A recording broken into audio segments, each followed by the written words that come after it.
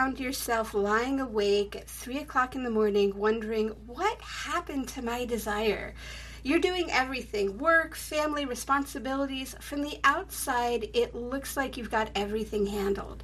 But inside, you're exhausted. Your nervous system is stuck in survival mode, and the spark that you once had for sex and your life in general seems to have quietly gone offline. Well, my guest today, Julie Merriman, has spent over 25 years helping women climb out of exactly that place and reconnect with their energy, their desire, in what she calls soul joy. Welcome to the Better Sex Podcast. My name is Deborah Catt, and I am your shameless host. I'm a certified tantric educator, a dominatrix, and a relationship coach for more than 25 years. Now, here at the Better Sex Podcast, we have real conversations about sex and relationships, not the quiet, polite version, the version that helps you to understand what's actually happening in your body and your desire. Because great sex doesn't just happen. It's something people learn, it's something people practice, and it's something that people grow into. And if I'm doing my job right, these conversations are real, raw, and probably not appropriate for all ears. I truly believe that better sex makes better people and a better world. So if you're someone who wants deeper connection, communication, and sex that really actually feels good, please hit like, subscribe so that you don't miss a conversation. And if you'd like support in your sex life or relationship, you can book a free intimacy reset with me. It's a private conversation, and it's looking at what's happening in your relationship. You'll find the link in the show notes. Alrighty now. So today I am chatting with Julie Merriman, a sex counselor, an educator, author, and certified sex counselor with more than 25 years of experience helping women break free from what she calls the virtuous trap of self-sacrifice. Julie works at the intersection of burnout, compassion fatigue, and desire. She's the creator of Soul Joy and the author of In Pursuit of Soul Joy, a 12-week journey designed to help people recover from burnout and reconnect with their energy and life. She has a book coming out, and we're going to talk about it a little bit. I love this title. It's called Are We Going to Have Sex or What? So without further ado, welcome, Julie. I'm so happy that you're here. Welcome, welcome, welcome. Thank you so much for having me, Deborah. I appreciate it. My pleasure. So I'm going to start with why sex? Like, how did you get here? Oh, sex? Why sex? Oh, I love sex, first and foremost. And the title of my new book, Are We Going to Have Sex or What?, is what I said to my husband on our very first date. He's a little younger, had to pull him along, if you will. But I have worked with women for close to 30 years, thousands of women. And as a therapist, I really, and I've done a lot of marriage counseling. And as a therapist, I was always a bit surprised how much shame and discomfort people had around the idea of sex, even in a marriage counseling session where couples didn't have the words they needed to have to really get to that place where sex is yummy and you're together. And that weighed heavy on my heart. I'm also a professor. I run a counseling department at a university, and I have to, as I'm training new counselors, one thing I talked to them about from day one is y'all got to know about your sexuality and be comfortable with that. So when your clients talk to you, they don't feel shamed. And again, and these are bachelor prepared adults, that going into a master's degree. And, that always weighed heavy on my heart too, how the discomfort, the shame that came up, even from my students. Now, we work through it, don't get me wrong, and in the counseling room we work through it, but I just felt that, and I'm 63, I think it's important as we age, we love sex, we don't die, I mean, I don't know about you, of course, my orgasms are far better at 63 than they were at 23. Now, it might take me a little longer to get there, but they're deeper and more they're just richer. So I just want women to enjoy sex. Beautiful. I love that. And just hearing you say that there's so many things that are already popping. And first of all, I just want to say that, gentlemen, if you are listening, when your partner loves sex and has great orgasms, you are going to have a much better time. Not because you're letting her run the show, but because what happens is I'll just say this for myself, when I am turned on, my partner can do no wrong. When I am turned off, there is not much that he can do that's right. Now, part of that is my responsibility, but part of that is the place where we connect and where we come together. And yes, orgasms at, 59 are very different than they were at 25. And, that process of just, as you're talking, the process of de-shaming is huge. And, it's crazy that we live in a place where, we are sold everything from, water to cars on sex, and yet it's not a conversation that we can really have. Right. And so I love, what you're bringing, this idea of breaking down the shame. Yes, yeah. We have to. A lot of the work I do a lot of chakra psychology and somatic therapies with my clients or patients, wherever they might be, in my therapy room or my coaching room. But if we are not embodied and have a really clear root and sacral chakra, our body isn't going to feel safe. And our nervous system is going to be...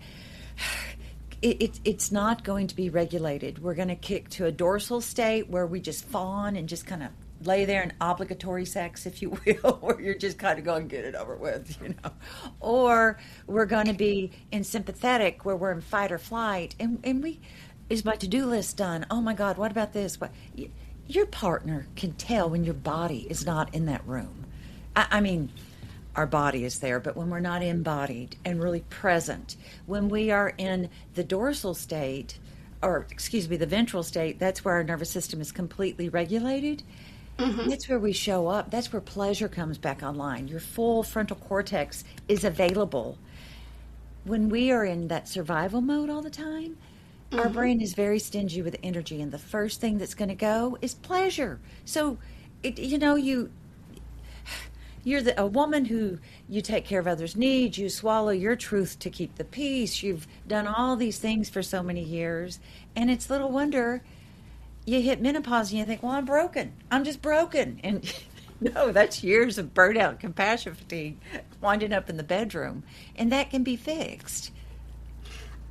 So tell me more about that. Well, it's part of getting embodied, not being this floating head of competence. Because, girl, a lot of times, the very first thing I do with my patients, even my students, is a full body scan.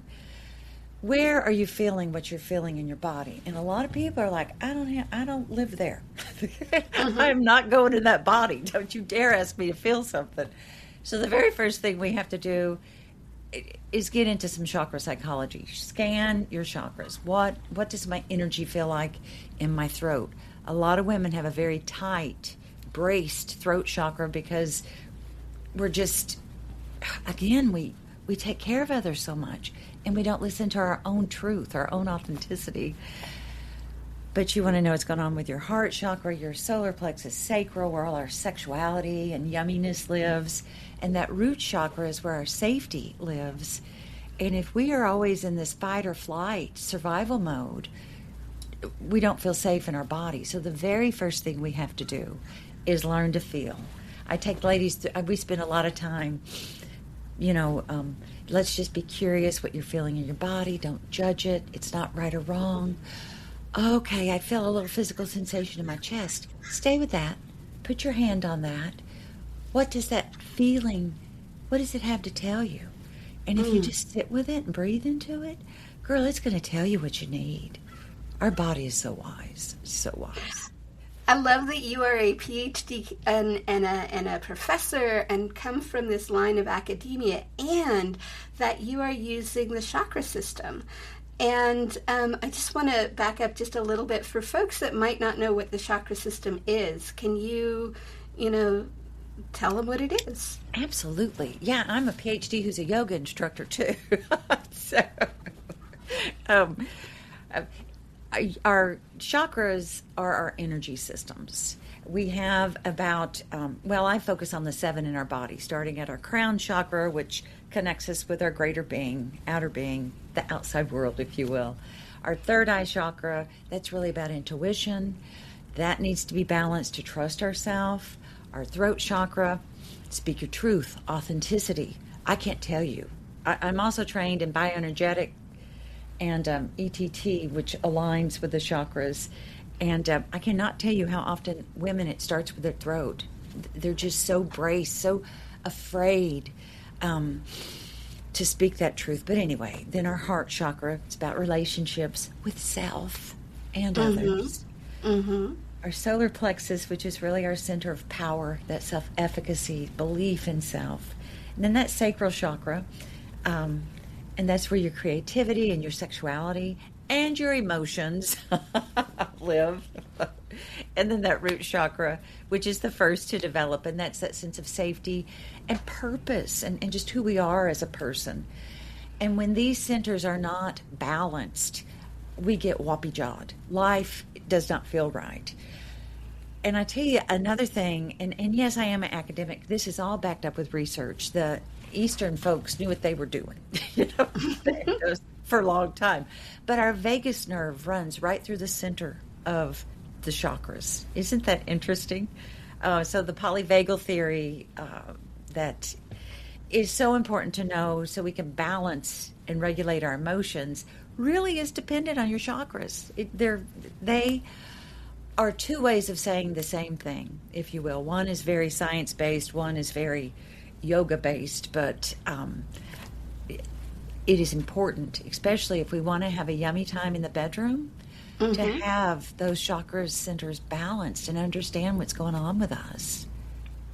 I like to use the chakra system as a diagnostic, right? So it's like, Yes. and you were really hitting on this earlier, but it's like, oh, if I feel a tightness in my throat, is there something that I'm not saying, right? If I'm feeling something in my belly, am I giving up my power, or am I overextending myself? And so I really, I love that's part of what you're doing. And I just want to pause for a second again. You use the term polyvagal, and I just want to make sure that those folks that are listening, know what we're talking about. Yeah.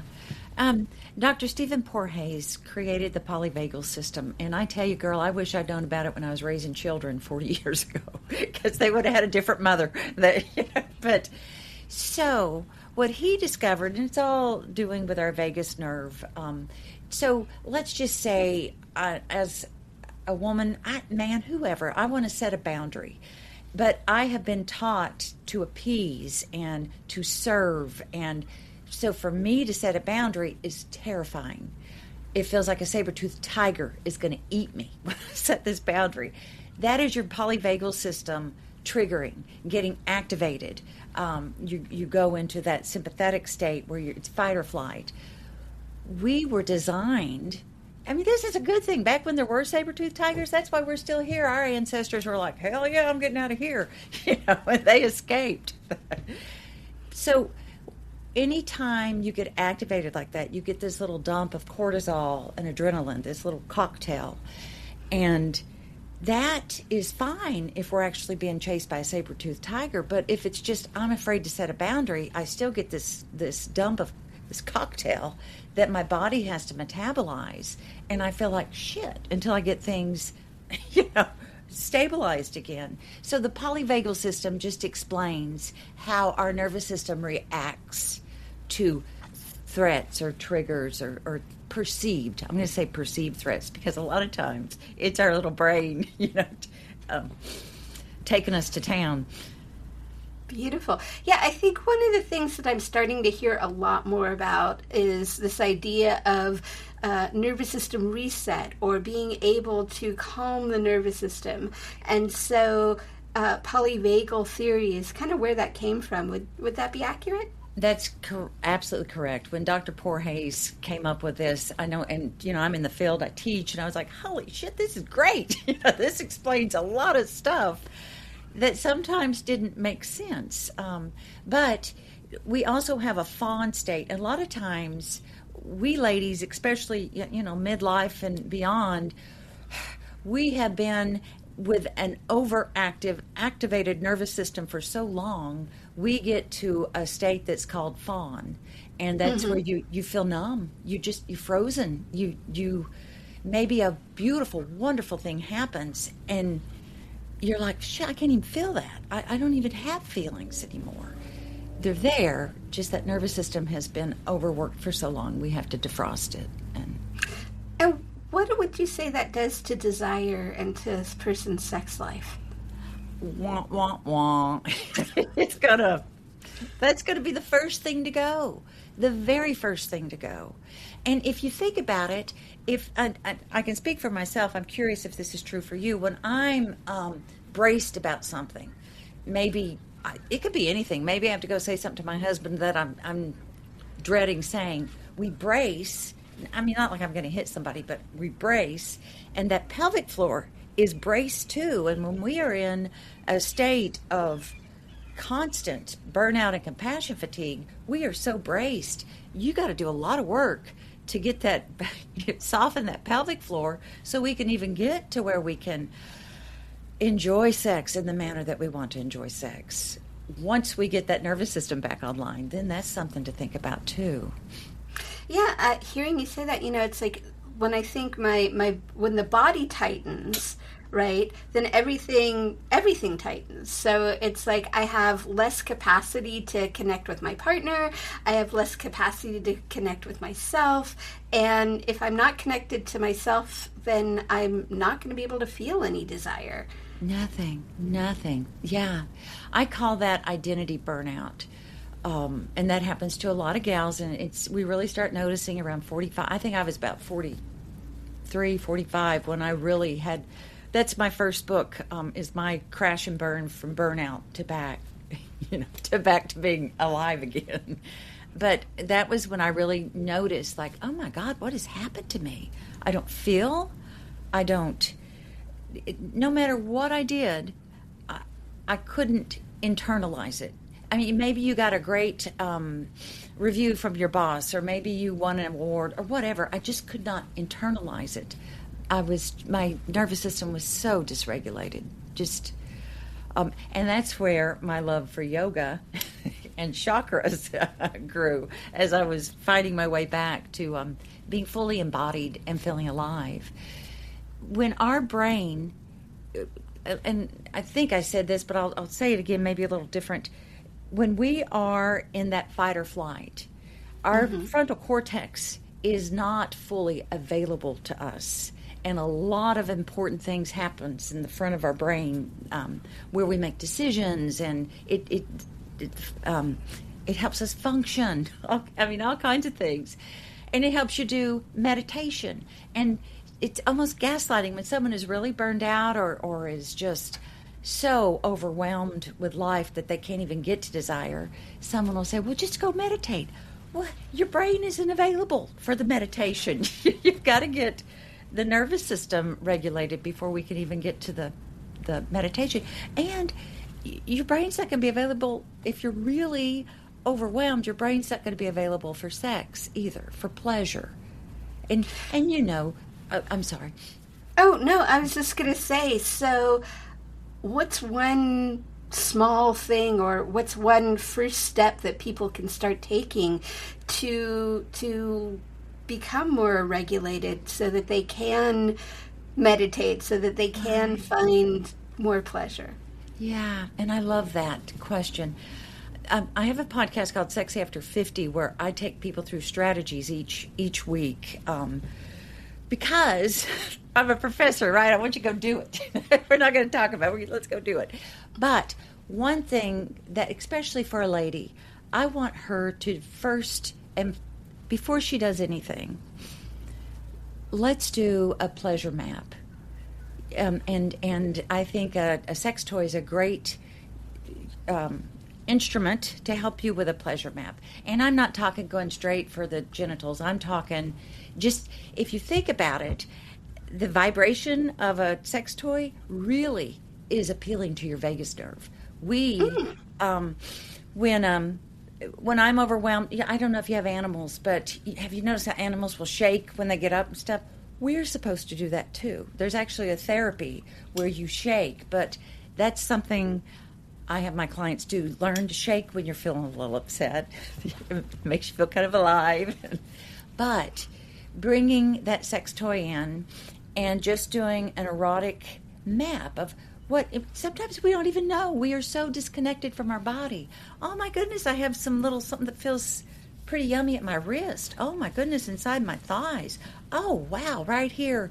The first day or two, you just do extremities. Then you go to your breast. Now I've had breast cancer and a double mastectomy and reconstruction. I got new boobs at 60 after my double mastectomy. So my breasts feel a little different than they did before, but I can remember how yummy my nipples would feel before. And then your tummy, and you slowly work your way to your genitals. But the only I don't want to say rule, the only thing that a woman is doing here is just mapping where desire feels yummy, getting her brain and her body connected. There is no goal of orgasm. It's just to look for pleasure. And I think that's a very important, take that pressure point off. And first connect with you, and then bring your partner in. And y'all do a pleasure map on each other. But first and foremost, start with yourself.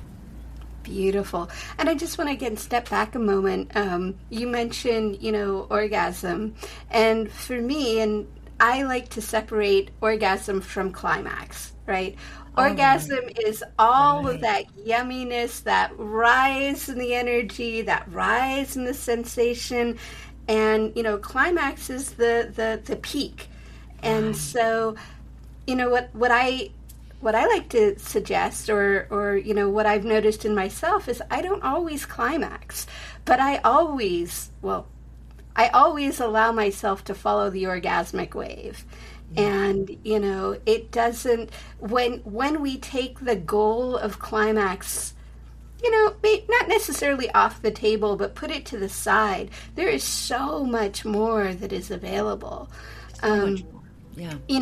Like you were talking about the inside of the wrist and finding all these places that are very pleasurable, but may not necessarily be the the genitals or the boobs or the nipples or the places that we're sort of taught are the places to go. And I love that you were talking about starting with the extremities and really finding, what's pleasurable here, what's pleasurable there. Yeah. And, when we take that goal of the climax off the table, it immediately lets your nervous system settle down. I'm not having to perform. I'm not having to, I don't have a goal here except to just feel. Yeah. It's interesting to me, and you can tell me if you find this with your couples, but oftentimes one of the most emotional moments we'll have is when one partner reveals to the other that they haven't been enjoying sex as much as they thought.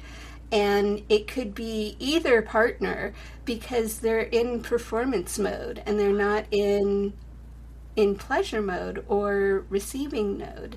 And I'm curious, is that something that you've experienced?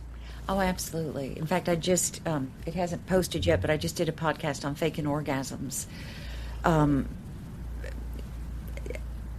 it goes back to your throat chakra. It goes back to authenticity. It goes back to speaking your truth and being with your truth and not feeling like you have to do something for somebody. I mean, yeah, You've got to be honest with your partner. That's the best way. That's intimacy. That's what true intimacy is.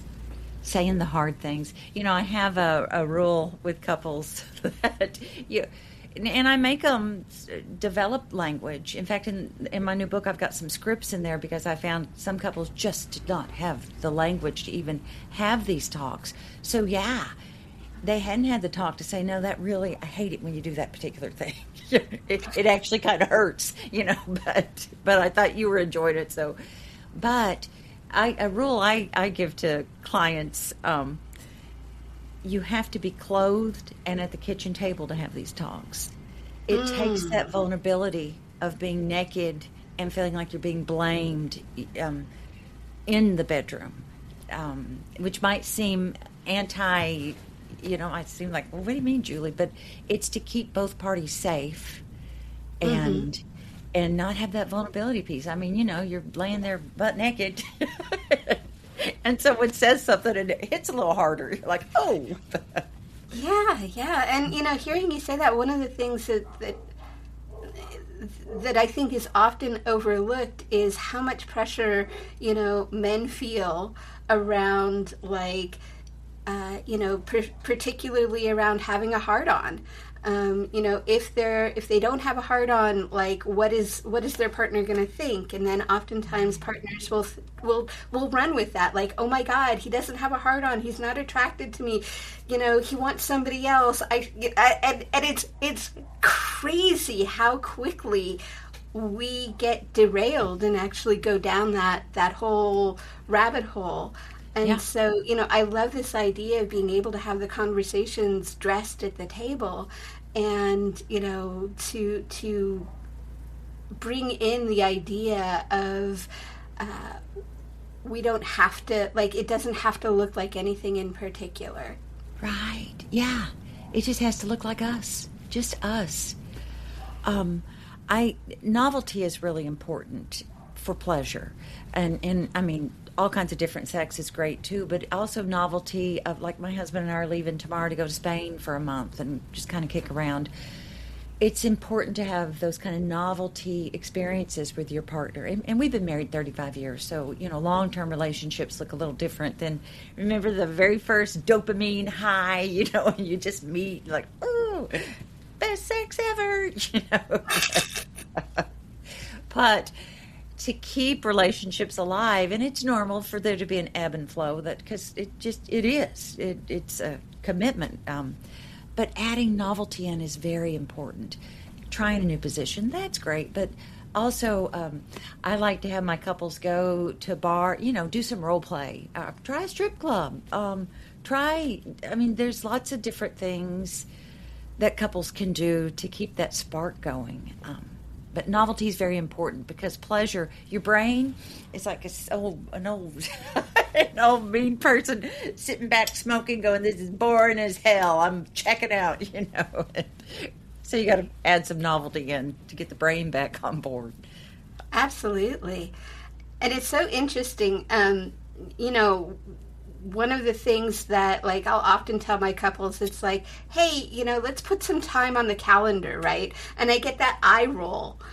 And the invitation is to have an adventure together, to rediscover each other, and to practice things, to practice who gets to make the decision, the plans and lead, who gets to actually go on the ride, and what does it mean to be the person who is, so this is, I will just say, for me, it is a lot more challenging for me to be in the passenger seat than it is to be in the driver's seat. Gotcha. And I think this is common for many people. And, particularly women, when we're in our go mode, it can be challenging to let our partners lead. Or this is my personal opportunity for personal growth, is to just allow it to look different than the way that I would do it. Right. Oh yeah. Yes, there's because the undercurrent there is control. I mean, it's our it's not right or wrong. It's just something that, accepting that it might be different. There's a tolerance that goes with that, and even approaching it exciting. Wow, how different is it going to be? How's this going to look? And, just the control piece, like underneath the control piece is the safety that we've been talking about. Right. Is that need to feel safe? Is that need for our nervous systems to be able to relax and to enjoy? Absolutely, yeah. And we have to, that root chakra has to be balanced, and we have to feel safe in our body to even allow pleasure to enter the bedroom or whatever room. Yeah. Can you talk a little bit about the difference between, I feel like I notice a lot of times when people are uncomfortable, when there's discomfort, then, it becomes this thing of I'm not safe. Right. And I believe, we talked a little bit about this before, but there's a real difference between being uncomfortable and actually being unsafe, and how to sort of help the nervous system understand there's two different modes. States, yeah. And I think that our nervous system doesn't understand the difference. It once it's activated into that sympathetic state where we're in fight or flight, and a lot of things can get us there. It might be, oh my God, I forgot to set hamburger out for dinner, or whatever. If we are in that constant bracing state, your body isn't going to believe you if you tell it to just, calm the hell down. We're fine. So you really have to, again, a full body scan, put your hand where you have any kind of emotions, breathe into it. I'm safe. I have everything I need. Whatever little message you might need to hear, tell yourself that to soften into it. And it takes practice because you're also building a new neural pathway. Because if we were to open the old lid and look at our brain, we've got these neural pathways that look like paths that I have cattle that my cows have been walking on for years. So we have to. It takes 67 days for a new neural pathway, and as we're talking about safety, we're having to practice some new thoughts as well. Body, mind, and soul, right? As you're trying to get your body to believe it's safe, because we try to think our way out of it, and we can't. We have to get the nervous system involved as well to get some resolution with that. So first you need to understand what you're not feeling safe about. With my ladies, we have to do a lot of inner child work, because people arrive in adulthood with big T trauma, little T trauma.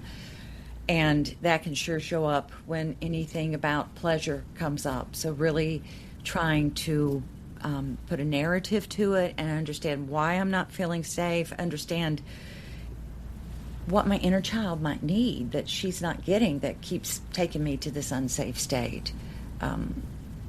That can be very helpful as we're trying to really get things regulated and balance those chakras. If that inner child is showing up unhappy, that's gonna get in the way.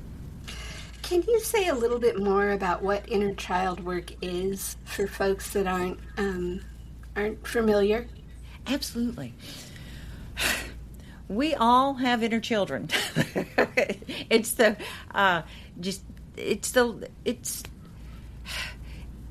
child you were whenever a trauma might have happened, or maybe it was a happy thing, but there's a part of us, if you look at IFS parts, there's a part of us that is longing or still has some grief or still has a lot of hurt about something that happened.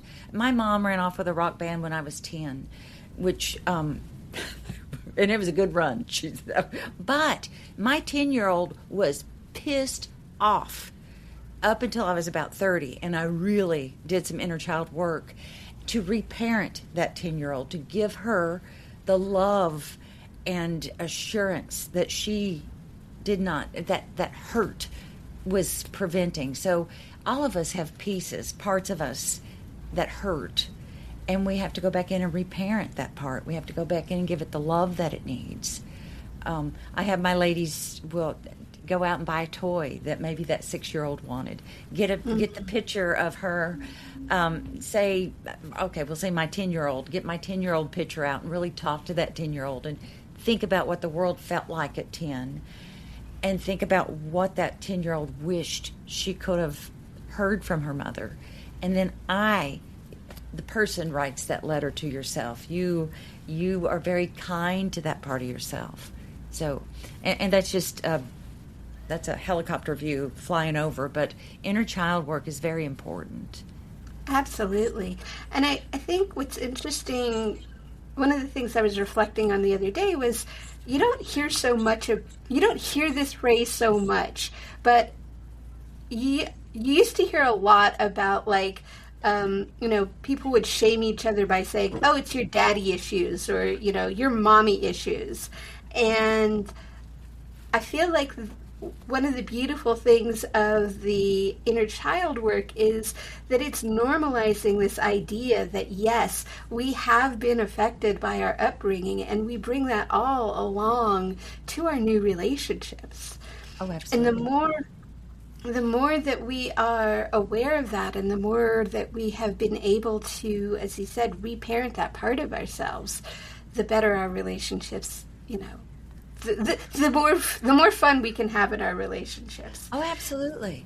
Yeah, because you show up whole and more at peace with yourself and aware. Girl, there's a lot of awareness that comes in as you're doing that kind of work. So I'm super curious. I just love the title of your book, and I want to make sure that we get a chance to talk a little bit about that. Are we going to have sex or what? Talk to me. Where did that come from? What's in the book? Well, it's a midlife. It's a guide for midlife to reclaim your vitality, desire, and just feel alive. A lot of women I work with in midlife don't feel alive. They're so weighed down. Menopause, perimenopause, libido, blah, blah, blah, all that stuff kept coming up and coming up and coming up in the work I was doing. And again, my husband and I have always had a very yummy, alive sex life. And I've said to him more than once, I was like, I wish other people could experience the stuff that we have. And he was like, well, you should write a book about this. And I was like, that's a damn good idea. And like I said, on our very first date, I asked my husband, "Are we going to have sex or what?" Because I was 28. I think he was 23. I had to bring him along. I had to school him up on some stuff, and he's the one that said that would be. So this was a first date. Had you known each other before? We met in college in our undergrad in domestic violence class. It was a social work seminar. We were not in trouble. But so, yes, we had flirted hard and heavy for about 6 months before he asked me out. He's kind of scared of women. He's a little bit shy. So it's been fun. I think back to things. And I was divorced. I had been married. I was divorced with 2 kids. So I had and sex was not our problem in my first marriage. So I was ready to have sex, and he was so inexperienced, and I had more fun. I had more fun teaching him about sex. But that's awesome. I love hearing that. And, I also just really want to take the shame away from the fact that sometimes we come to relationships inexperienced. Yeah. Sometimes we come to a relationship with a lot of experience, and we get to rediscover through our partners, that innocence piece, that what happens if we try this?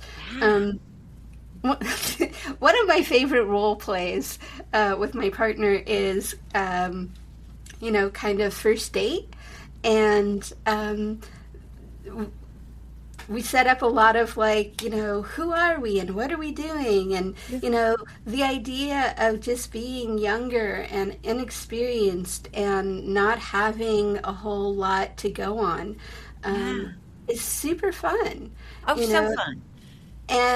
And just like the idea of, or trading places and being like, I'm the experienced one, or he's the experienced one, or, we're both super experienced. Like just allowing ourselves to play and have fun and really try new things. As kids, we try everything. Yeah. As little kids, we try everything and we stick it all in our mouths. As adults, we stop doing that. For the most part. Exactly. So it sounds like your book is geared towards women. It is. Absolutely. It's geared towards women. It doesn't matter if they're married or unmarried or widowed or however they might show up to midlife. There's chapters in there. I mean, I think that there will be fun chapters for couples to go through and work through together. But it's mainly geared for women, you bet. And if there's one sort of, piece that stands out to you in the book that is sort of different than some of our other self-help books, what would you say it is? Well, this book is based on regulating your nervous system to help desire come back online. Mm-hmm. And it's based on my radiance model, which I should know, but I don't know right offhand. There's eight factors to the radiance model, and the whole idea is to get that nervous system regulated and move into your radiant chapter, the best chapter yet, your homecoming, because so often after menopause, we're like, who the fuck am I? I don't even know. And coming home to yourself. I just had a woman contact me today about after menopause, she don't know where her libido went. She's just so unhappy. And I hope this book will give people a guide to get to that radiance chapter in homecoming. I love that. And I know that you're so generous with your work and your time. And I know that you have a gift for folks that are listening. If you want to tell us a little bit about it. Well, thank you, Deb. Yes, it's called the Reignite Your Desire and Fire. It's a guide. It's a 72-hour reset that if you're sitting there thinking, I don't know, it guides you through just a 72-hour reset to see where to uncover that fire and desire. Because, girl, it's not gone. It's just buried under a lot of life. Yes, thank you. So if there's like one thing that you really want people to get out of our time together, what might that be? Chakra psychology and get yourself embodied. The longest journey is from our head to our heart. Get embodied. I love that. And where can people find you? Instagram is a great place. At Dr.Julie Merriman on Instagram. All right, Instagram is the place. So I went ahead and I downloaded the free gift, and I found it really helpful. So I really encourage y'all to go check it out, and there will be a link in the show notes for it. Also, go ahead and find Dr. Julie on Instagram. Thank you so much for joining us today. And is there anything else you want to say before we part? Yeah, well, I just wish for all the women and men to have their homecoming. I love that. That's beautiful. Thank you so much. And thank you all for tuning in to the Better Sex Podcast. If you would like to support more sex, better humans, and a better world, please like, subscribe, and comment wherever you get your podcasts. And if you would like support on your sex life, please go ahead and book an intimacy reset with me. It will be in the show notes. And, great sex is not magic. it's practice. And the more that we come together, the more we practice, the better it all works out for everyone. So thank you so much for listening. Thank you so much for showing up for yourself and your partners. Bye for now.